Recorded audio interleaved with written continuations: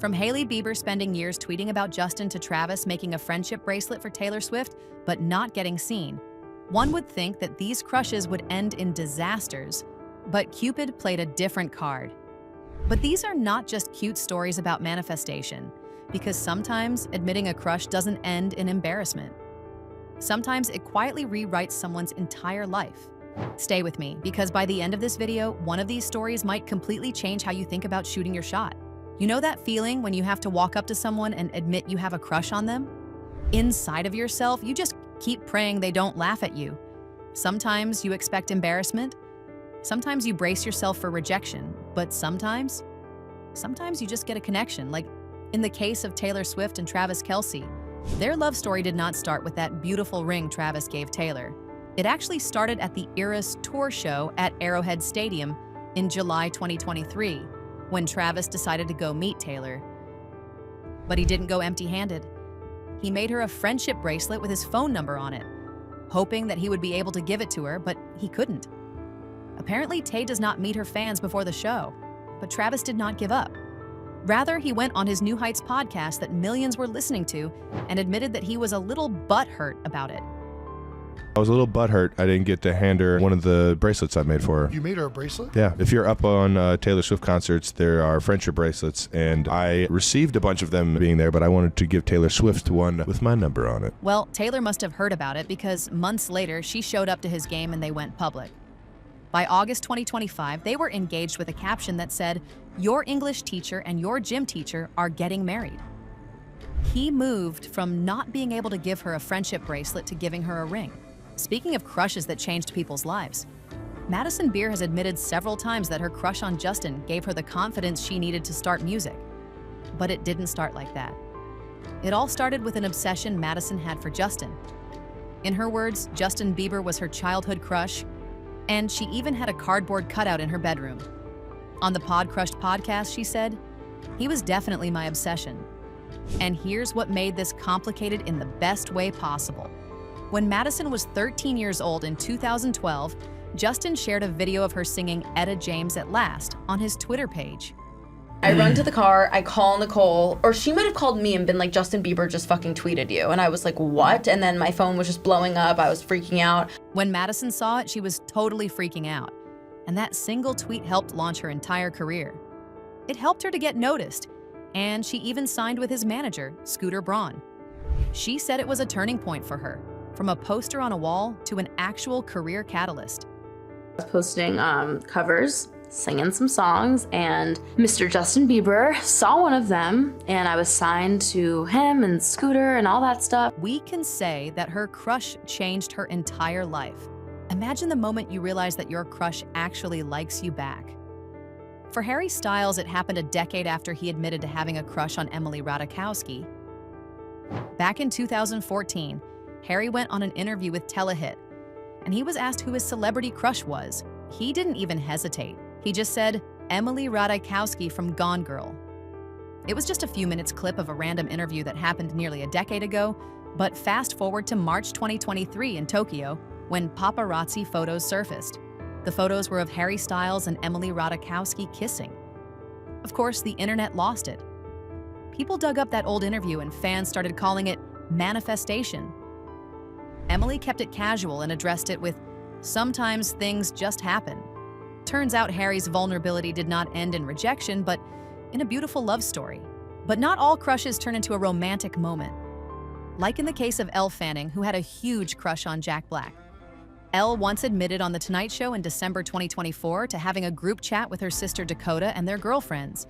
And that group chat was solely dedicated to talking about how attractive Jack Black is. It has made my life. So we have a group chat, my sister and all my girlfriends, and it's basically dedicated to how hot Jack Black is. In her words, he is the perfect man and the hottest man I have ever seen in my life. And she said this during a lie detector test with her sister. Finally, she got the opportunity to meet him during the 2024 Golden Globes. Elle was waiting for her car at the valet, and Jack was there as well. She looked totally flushed, and her boyfriend kept encouraging her to go and say something. After so much persuasion, she finally did. And then her boyfriend yelled to Jack, with Jack's wife standing right there. "You're her hall pass, by the way." Elle did not know where to hide her face, and I can't even blame her. Just imagine having your crush announced out loud. Oh, the horror. But what truly made this complicated was that Jack loved it. Elle posted a selfie with him on Instagram captioned, "Life made." She told Fallon later, "It has made my life. I was turning bright red. I still am." And at the 2026 Golden Globes, Jack sent her a sweet video message saying, "I'm very flattered." Congratulations on your awards. You're making me very embarrassed with all this hall pass talk. Look, I'm very flattered, but I have to keep my eye closed because I am so embarrassed. In 2022, during the Harry Potter 20th anniversary reunion, Emma was beyond flushed as she kept describing the exact moment she fell for Tom.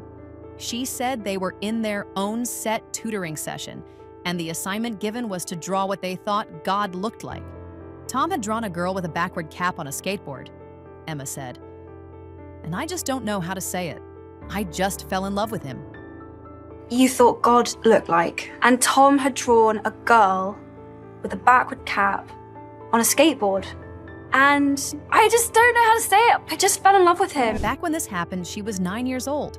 But her age didn't stop her because every day, she would come in just to look for his number on the call sheet, number 7.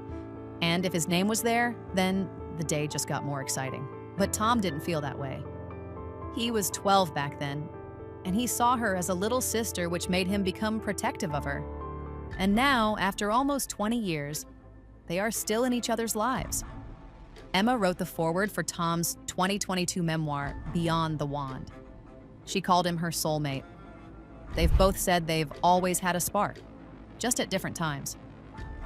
"We just love each other," Emma confirmed. Nothing has ever happened romantically with us. We just love each other. Back in the 2000s, every teenage girl had a huge crush on Justin Bieber. And one of those girls was Hailey Baldwin.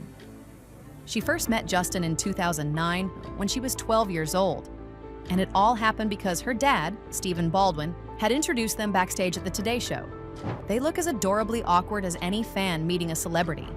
Hey, my name's Steve. And the third song, This is my daughter, Hailey. The third song is... Yeah. Years later, she tweeted that his new song, Boyfriend, is so good.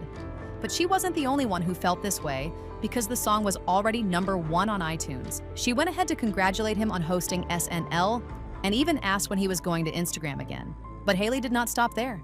She came online in May 2011, when Justin was publicly dating Selena Gomez, and tweeted, "I don't care what anyone says, but Justin Bieber and Selena Gomez together is the definition of a teenage dream." But her tweeting about being in support of his relationship while having a huge crush on him was not what made this complicated. What really made this complicated was when she told Vogue in 2019, "I was never a super fan of him or of anyone. It was never that crazed, screaming thing.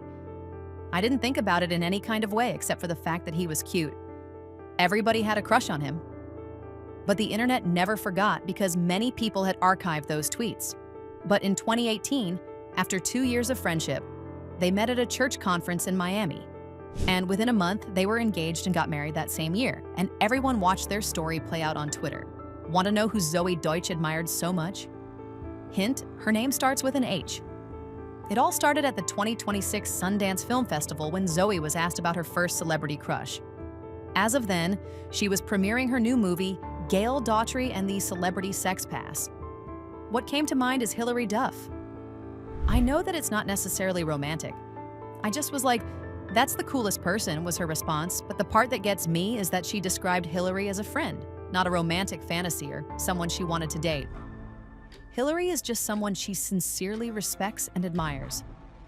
Zoe also added that the early admiration she had for her helped shape how she saw herself. It even pushed her towards the kinds of roles and creative projects that mattered to her. To her, Hilary Duff was her Lizzie McGuire. While she was busy making music, Zoe was watching and learning about what it truly means to be multifaceted. Her crush gave her the confidence she needed to push on in her career. And there you go, awkward crushes that turned into some of the best love stories we have seen in Hollywood. But I'm intrigued. Which one was more surprising to you? Is it when the bracelet turned to a ring?